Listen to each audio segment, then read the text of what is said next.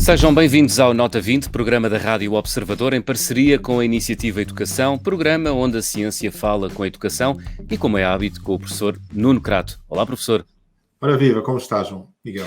Professor, nos Estados Unidos, Joe Biden anunciou há poucas semanas a intenção de criar ensino pré-escolar universal e gratuito e anunciou ainda um conjunto de medidas de apoio às famílias para que estas possam acompanhar os filhos.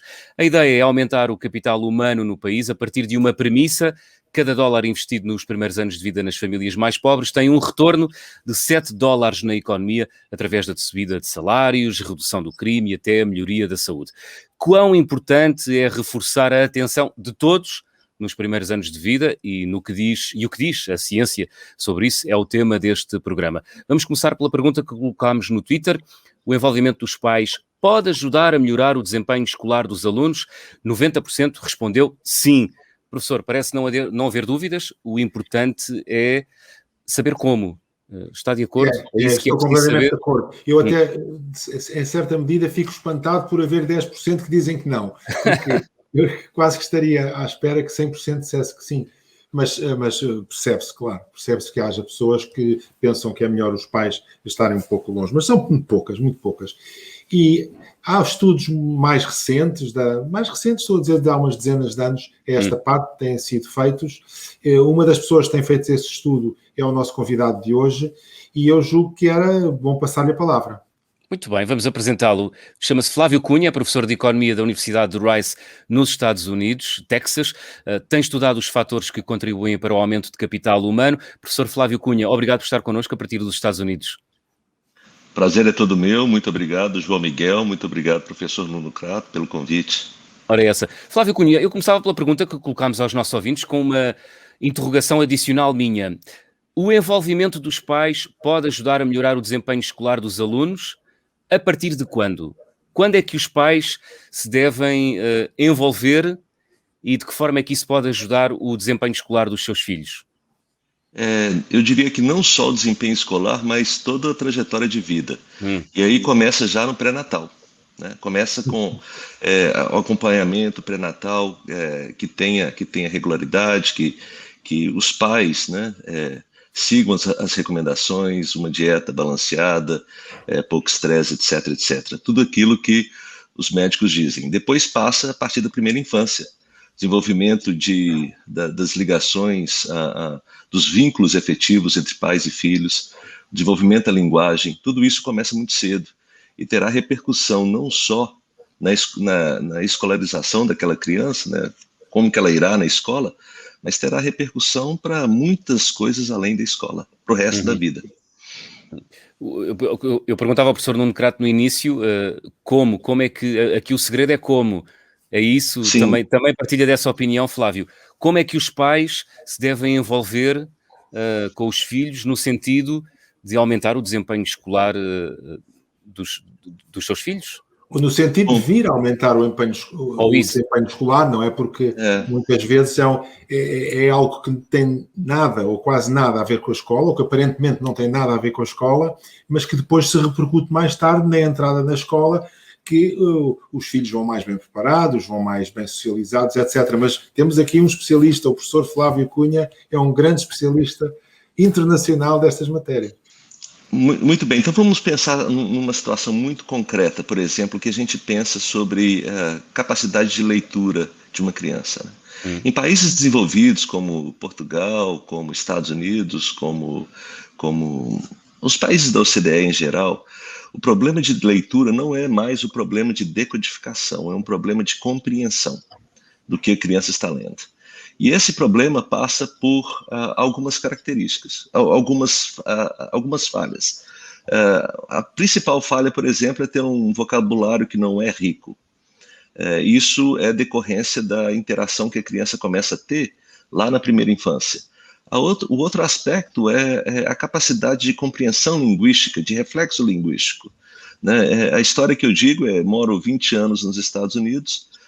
Quando eu vou assistir um filme desses, por exemplo, do James Bond no cinema, sempre tem uma cena de carro, de perseguição de carro, e ele conversando, e o James Bond conversando com o seu parceiro. E nessas cenas eu não consigo compreender. não quando falam em inglês, porque o meu cérebro não foi desenvolvido para compreensão do inglês, foi desenvolvido para compreensão do português do Brasil. Então, as mesmas cenas, quando elas passam em português, eu consigo compreender perfeitamente, mas não em inglês. E isso vem da qualidade do ambiente linguístico que a criança experimenta lá na primeira infância, a partir mesmo dos 6, 7, 8 meses de idade. Quer dizer, vem muito cedo. E vai determinar lá na frente, a criança vai conseguir compreender um texto, ou então, quando ela vai para a universidade e tem um professor falando a uma velocidade que é uma velocidade um pouco maior, é a mesma situação que a minha quando estou assistindo um filme em inglês com muitas coisas competindo pela minha atenção. Se não tiver uma capacidade de compreensão linguística, ela não consegue compreender na velocidade que o professor está falando e, portanto, não consegue aprender o material que está sendo apresentado na sala de aula. Flávio, isto é interessante você estar a falar nisso pelo seguinte, porque o Flávio é professor nos Estados Unidos e, portanto, ensina em inglês. Pois é. A maior parte das vezes ensinará em inglês e está perfeitamente à vontade no ensino do inglês, que é um ambiente um pouco mais formalizado. Mas no dia a dia ainda tem dificuldades, pelo que está a dizer. Eu diria que está exagerando um pouco, mas ainda tem algumas dificuldades. Eu também tenho, porque nós não nascemos naquela língua, não é? Nascemos e fomos criados noutra. Deixa-me só, Flávio, deixa-me só, você foi muito simpático connosco, quer dizer que Portugal é um país desenvolvido e que os países da OCDE, em geral, já não têm problemas de descodificação. Deixe-me só ser um bocadinho mais cético pelo seguinte, porque nós temos ainda jovens, talvez não tanto como outros países, nomeadamente a América do Sul, os problemas são muito, muito graves, mas nós ainda temos uma percentagem grande de jovens que têm dificuldade na alfabetização na idade certa, ou seja, nos 5, 6, 7 anos temos uma percentagem de jovens que em que a alfabetização, a leitura, a fluência de leitura se atrasa bastante. Mas, enfim, claro que não é nada comparado com outros países, onde muitas vezes os jovens são, na realidade, alfabetizados já com 10 anos e mesmo assim com dificuldades. Sem dúvida. E mesmo nesses casos, e não quero dizer que não tenha esse problema de decodificação. Nos Estados Unidos também temos, mas ele não é mais a maior parte do problema de leitura. Então, como o senhor está falando, é importante que a gente faça essa correção, sim. Mas, Flávio, e essa capacidade de compreensão do que se está a dizer tem a ver com o vocabulário, com a riqueza das construções gramaticais a que os jovens estão habituados, e nesse aspecto a família pode ser muito importante, não? Ou não? Sem dúvida. E deve fazer um esforço nesse sentido. Sem dúvida, porque o que acontece é que certas partes do desenvolvimento cerebral são plásticas por alguns períodos da vida da pessoa. Então, temos plasticidade, por exemplo, para algumas partes do cérebro que regulam a nossa capacidade linguística na primeira infância. Né? Em Portugal nós dizemos que as crianças são como esponjas e são sobretudo nestas idades mais baixas, não é? Exatamente. Portanto, todo o investimento que os pais possam fazer nestas idades será mais tarde compensado. Exatamente. E esse fator esponja, ele começa a se fechar ao longo do tempo para algumas habilidades. Para outras habilidades, o nosso cérebro só vai começar a desenvolver na adolescência, e aí outros aspectos do desenvolvimento humano são importantes que a família tem que fazer na adolescência. Mas, por exemplo, na primeira infância, formação de vínculo, desenvolvimento de linguagem, o começar a aprender, tudo isso já se sabe que tem um período muito sensível de desenvolvimento na primeira infância, e aí a gente tem que entender como que a gente pode promover o desenvolvimento dessas habilidades na primeira infância. Né? E que género de coisas é que os pais devem fazer em casa com os seus filhos, em geral? Pode dar exemplos para além da leitura, outros temas também que são importantes. Pois sim, tem muita coisa. Eu acho que o principal é os pais compreenderem o sinal que a criança está emitindo e aí reagir de forma consistente. São as duas características, né? Então, por exemplo, a criança muitas vezes você quer ler um livro para uma criança e a criança não está tão interessada no que está dizendo o livro, no que está escrito no livro, ela está mais interessada nos personagens do livro. Então aproveita esse momento para começar a descrever os personagens do livro. É um elefante, tem uma tromba, é cinza, né? Tá do lado dessa girafa que tem um pescoço longo, e, né? etc, etc, etc. E prestar atenção, o que é que a criança está interessada em aprender e começar a reagir de maneira a promover o desenvolvimento e a curiosidade daquela criança naquele momento. Não é uma situação onde os pais têm que ficar 24 horas atrás da criança. Está na hora de você aprender isso. Não, a criança tem uma curiosidade natural e o papel dos pais nesse sentido é atender essa curiosidade natural, né? Nos momentos que eles puderem atender. E a linguagem que se devem ter com as crianças deve ser uma linguagem um pouco mais adulta, não é? Quer dizer, não se vai ensinar a teoria da relatividade ou falar da teoria da relatividade para os rapazes e raparigas que têm 3 anos, mas deve-se falar com uma linguagem mais rica, não é? Do que a deles, propriamente. Muitas vezes os pais mesmos, os pais se surpreendem com a capacidade de aprendizado da criança, né? Então, por exemplo, trabalho com uma colega minha. Aqui nos Estados Unidos, é muito comum as pessoas usarem um aplicativo que se chama Venmo para fazer pagamentos entre pessoas, né? E eu imagino que essa minha colega use o Venmo muito para fazer pagamentos, e um dia a filha de 3 anos de idade vira para ela e fala: mamãe, eu vou te mandar um Venmo. Que é uma ideia extremamente abstrata, se a gente pensar, porque é um pagamento através de um meio eletrônico, e ainda assim ela tinha perfeita compreensão do que significava aquela ação. Então as crianças estão prestando atenção, né? Assim, o que a gente fala é que não é que as crianças vivem num vazio, elas vivem num mundo de experiências. As experiências são negativas, o desenvolvimento será comprometido. As experiências são positivas, o desenvolvimento será positivo. Então, mas o principal, eu diria, é isso. Preste atenção naquilo que o seu filho ou sua filha está querendo aprender e parta do nível deles. E aí, ao longo do tempo, você vai conseguir fazer com que eles respondam da maneira que você gostaria que eles respondessem. Não é ficar 24 horas atrás do filho ou botar o filho para escutar música clássica. Não é nada disso. É prestar atenção e reagir consistentemente. Até porque depois há de chegar àquela altura da vida em que são os pais que têm que fazer o esforço para acompanhar os filhos, não é? Mas isso virá depois. Mas o professor Flávio Cunha estava a falar do envolvimento dos pais. Há aqui uma questão que tem a ver com as expectativas e com o ponto de partida de cada pai, dado o contexto em que cada pai ou cada mãe está inserido. Baixas expectativas, ou melhor, baixa escolaridade ainda significa baixas expectativas em relação à escola como motor de elevador social, como o motor do elevador social, ou não? Não necessariamente nos Estados Unidos. Certamente tem uma diferença entre pais com mais e menos escolaridade. Certamente existe essa diferença média. Mas eu diria que a diferença está caindo ao longo do tempo, e o que a gente começa a encontrar são muitos pais de baixa escolaridade que têm práticas de educar ou de relacionar com os filhos que são similares a pais de alta escolaridade. E o contrário também é verdade.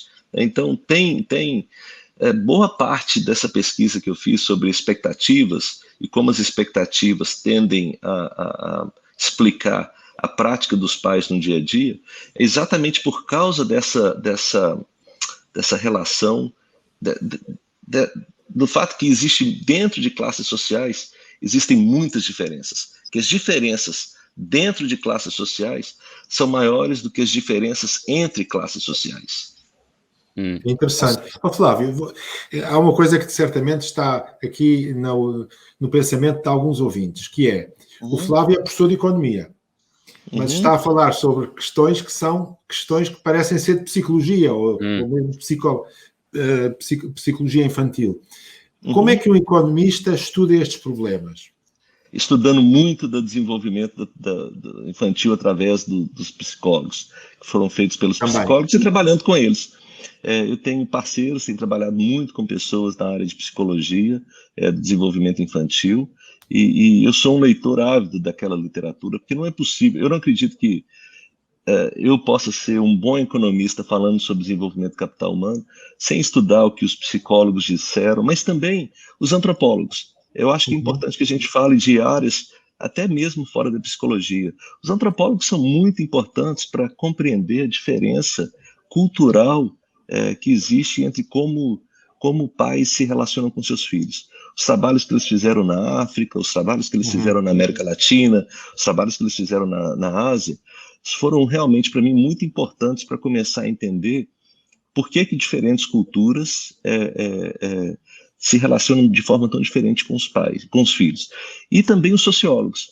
Eles fizeram isso não em diferentes países, mas eles têm feito isso documentando essa evolução do que é parentalidade ao longo do tempo.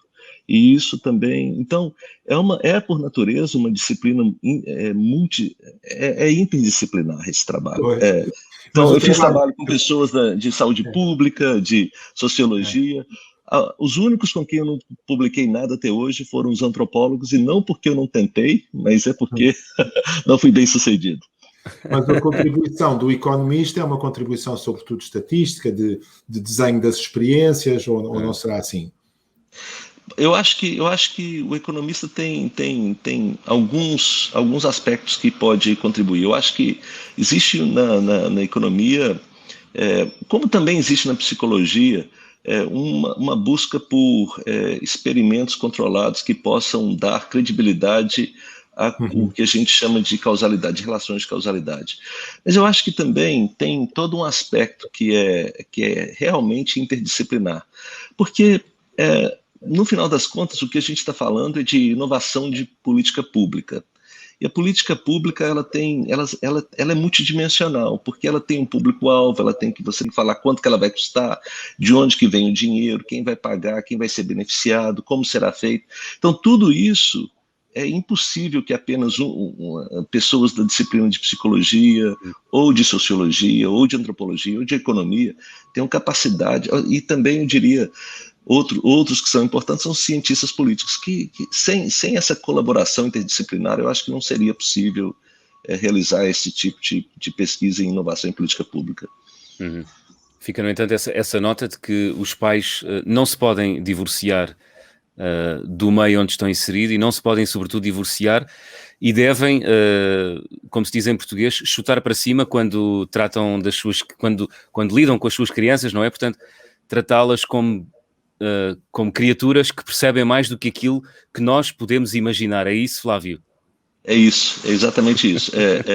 Os pais têm imenso poder de definir a trajetória de vida de uma criança, não só no que tange a escolaridade, mas também no que tange a muitos outros aspectos da sua vida. Muito bem, professor Flávio Cunha, muito obrigado por ter estado no Nota 20 desta semana. Muito obrigado.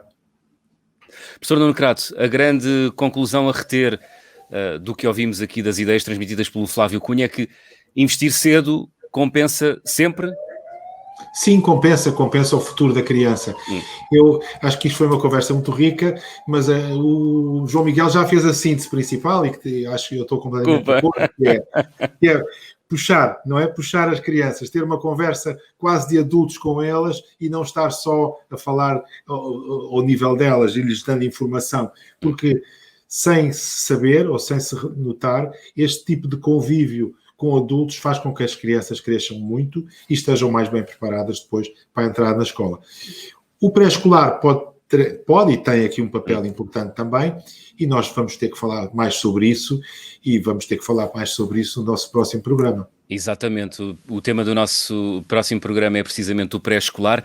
A pergunta que vamos colocar na rede social Twitter é a seguinte: o ensino pré-escolar deveria ser obrigatório, sim ou não? Professor Nuno Crato, até para a semana. Até para a semana.